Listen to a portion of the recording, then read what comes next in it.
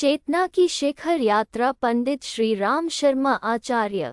एक असमाप्त जीवनी भाग 1।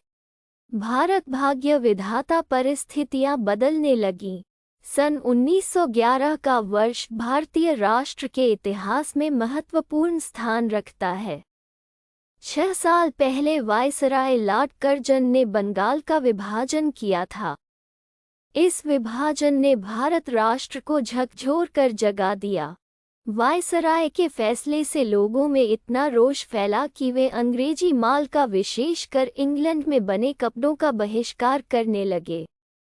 इन्हीं दिनों वंदे मातरम का उद्घोष किया जाने लगा।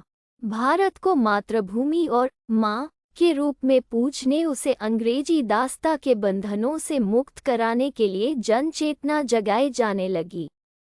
सरकार को आंदोलन सहन नहीं हुआ। उसने फूट डालने और दमन करने की नीति अपनाई।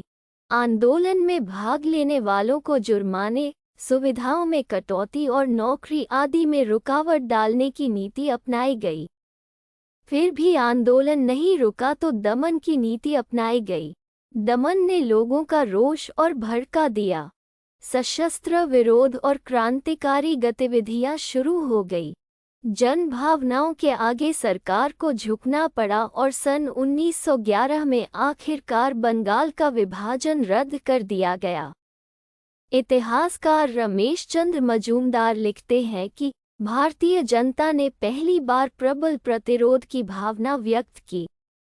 उन दिनों भारत के विभिन्न भागों में जिस तरह गुप्त समितियां बनने और सक्रिय होने लगी थीं, उसका स्पष्ट उद्देश्य अंग्रेजी राज को उखाड़ फेंकना था। न केवल बंगाल में बल्कि पंजाब और मद्रास जैसे दूरवर्ती प्रांतों में भी गहरी अशांति की आम हालत थी। सरकार की कठोर कार्रवाइयां भी क्रांतिकारियों को रोक न सकी। वो उबाल बंग भंग को वापस लेने के सिवाय किसी और कदम से थमने वाला नहीं था। दिसंबर 1911 में दिल्ली दरबार के समय सम्राट जॉर्ज पंचम और महारानी ने बंगाल विभाजन को रद्द कर दिया। विपरीत हुआ अनुकूल। दिल्ली दरबार की दूसरी घोषणा में भारत की राजधानी कलकत्ता से बदलकर दिल्ली ले आने का निर्णय था। दोनों घोषणाएं एक दूसरे की पूरक साबित हुईं।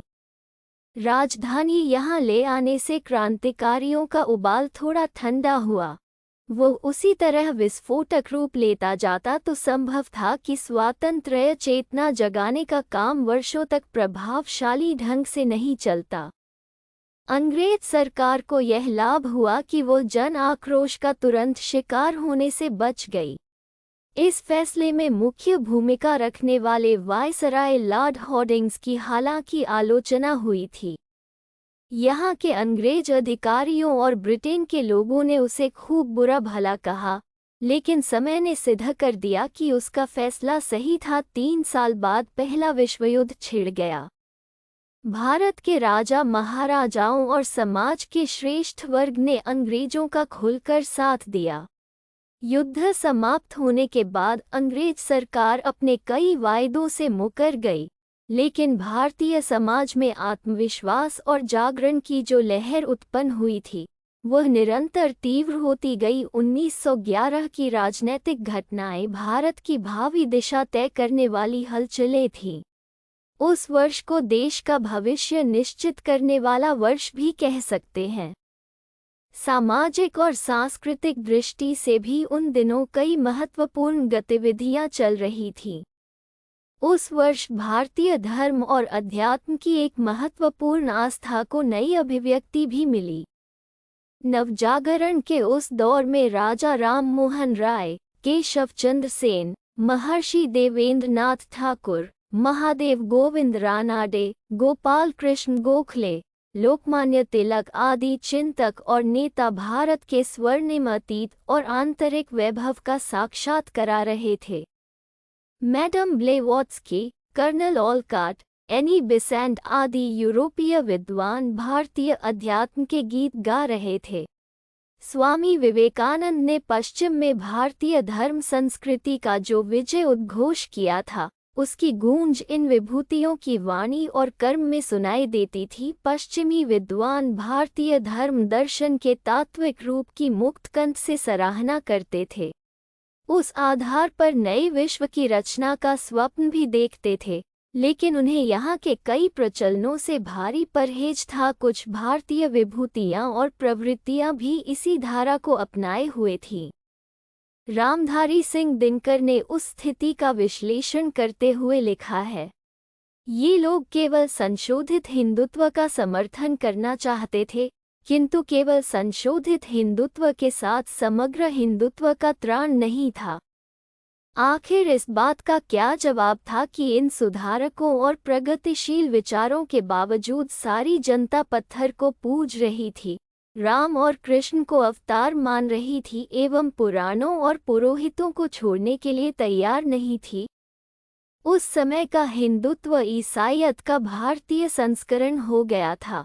एनी बिसेंट ने संशोधित या तथाकथित प्रगतिशील हिंदुत्व को अधूरा और खंडित बताया। उन्होंने केवल वेद, उपनिषद और गीता के तत्वज्ञान की विवेचना ही नहीं की, बल्कि स्मृति, पुराण, धर्मशास्त्र और महाकाव्य से जब जहाँ जो संदर्भ मिले, सनातन धर्म के समग्र रूप का आख्यान आरंभ कर दिया। इंग्लैंड में जन्मी और वहीं शिक्षित हुई, पली बड़ी एनी बिसेंट के मुंह से पुनर्जन्म, अवतार, देवता, योग, जप, तप, अनुष्ठान, सिद्धियां और 84 लाख योनियों की बातें सुनकर वे भारतीय भी अचकचा कर उठ गए, जो आधुनिक सुधारवादियों के प्रचार से संशय में पड़ गए थे। प्रचार के प्रभाव से वे अपने आप को लज्जित भी अनुभव करने लगे थे। सन 1914 में उन्होंने अपने एक भाषण में कहा कि सनातन धर्म की रक्षा भारत और यहाँ के लोग ही कर सकते हैं। अपने 40 वर्ष के गंभीर चिंतन के बाद मैं इस निष्कर्ष पर पहुंची हूँ कि सनातन धर्म विश्व के सभी धर्मों से ज़्यादा वैज्ञानिक, गहन और आध्यात्मिकता से परिपूर्ण है। इसकी रक्षा यही के लोग कर सकते हैं। हम बाहरी लोग आपकी चाहे जितना प्रशंसा करें, आपका उद्धार आपके ही हाथ में है। आप किसी प्रकार के भ्रम में न रहें। सनातन धर्म के बिना भारत के सामने कोई भविष्य नहीं है।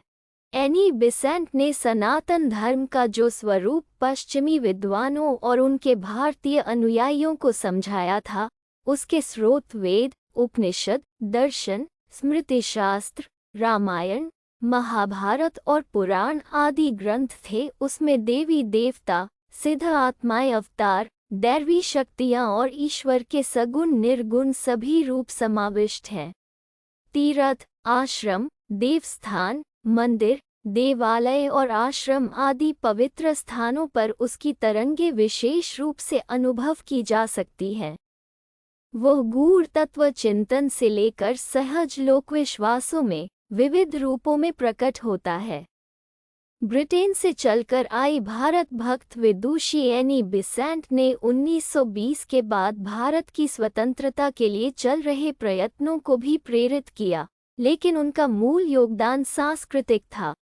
बनारस के सेंट्रल हिंदू कॉलेज में उन्होंने भारत के तत्वज्ञान की मीमांसा की और कहा कि सनातन धर्म का पुनर्जीवन, उत्थान और उसे सुदृढ़ बनाना पहला भारतीय अनुष्ठान है। इस कार्य के साथ ही आत्मसम्मान, अतीत का गौरव, भविष्य में विश्वास और भारत के साथ विश्व के नए निर्माण के दायित्व भी जुड़ जाते हैं। यह भाषण सन 1991 में दिया गया था।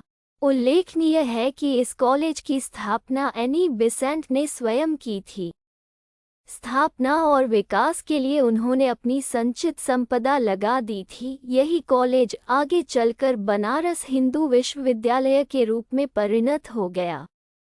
हमारे चरित नायक के दीक्षा गुरु पंडित मदन मोहन मालवीय ने विश्वविद्यालय की स्थापना के बाद उसके विकास और गौरव के लिए जो किया अथवा कर सके, उसके मूल में भारतीय आत्मा एनी बिसेंट का परिश्रम ही जाता था।